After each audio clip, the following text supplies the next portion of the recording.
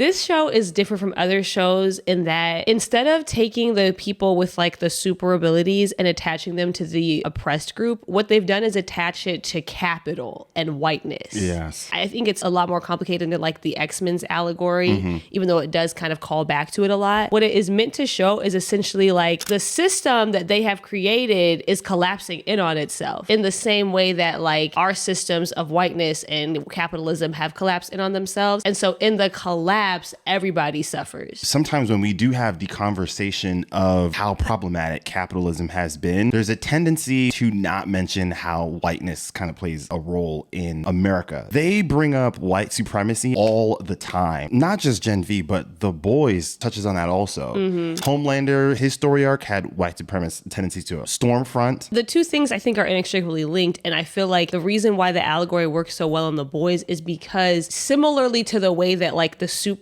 in the show were a group of people that were created to create a separate class of people, that is the same thing that happened with whiteness. You have this world where human beings created this other race of people out of selfish gain, and then they utilize those people for selfish gain, and then those people feel the collapse of all of this. Like they are feeling like I have been giving all of this special ability and special power, but they are feeling as if they are not reaping the benefits of that thing. And the same is true, I think, for the people who created the system in the first place. And so now everybody is just suffering under the weight of it. I think it's very similar to like what we've seen happen with whiteness in real life. It will always reach a point where any system that you create that is built to create some sort of hierarchy, eventually it will collapse in and the people will feel like they are not reaping the benefits of whatever they were promised, and then they're going to look for somebody else to blame.